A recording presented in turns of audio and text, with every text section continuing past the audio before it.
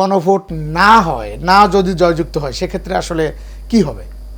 কিছুই হবে না, মানে কোনো পরিবর্তন হবে না। পরিবর্তন হবে না। সেক্ষেত্রে জনগণ যদি তার রায় দেয়, হ্যাঁ, জনগণের রায়ের উপর তো আর আসলে কোনো কথা চলে না। কথা চলে না। তাহলে জনগণ যদি মনে করে যে না, রাষ্ট্র যেভাবে চলছিল সেভাবেই চলবে, তাহলে চলবে।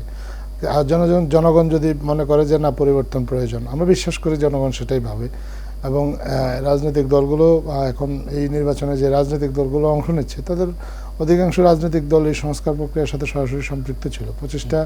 26টা রাজনৈতিক দল জুলাই সনদে স্বাক্ষর করেছে। তার মানে হচ্ছে তারা এগুলোর সাথে একমত হয়েই তো স্বাক্ষর করেছে। তো তাদের যারা সমর্থক আছেন, তারা তাদের রাজনৈতিক দলের চিন্তাভাবনার সাথে একই অ্যালাইনমেন্টে থাকবেন, এটা আমাদের এক্সপেকটেশন। সো ওই এক্সপেকটেশন থেকে আমরা বলতে পারি যে আমরা হয়তোবা হাই জয়যুক্ত হবে। কিন্তু কোনো কারণে যদি জনগণ মনে করে, এটা ভোটাভুটি কেন, এই কারণেই তো যাতে জনগণের কাছ থেকে তার মতামতটা পাওয়া যায়। নাহলে তো আপনার জনগণের উপর একটা সংস্কার চাপিয়ে দেওয়া যেত।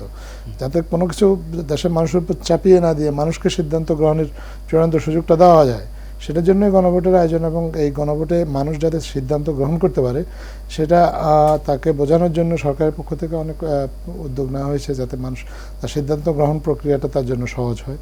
এবং আমরা বিশ্বাস করি যে এইটা রাজনৈতিক দলগুলোরও দায়িত্ব আছে। কারণ এই রাজনৈতিক সংস্কৃতিতে যদি পরিবর্তন আসে, দেশে যদি কোয়ালিটেটিভ কোনো চেঞ্জ আসে, তার প্রথম বেনিফিশিয়ারি কিন্তু আসলে রাজনৈতিক দলগুলোই হবে।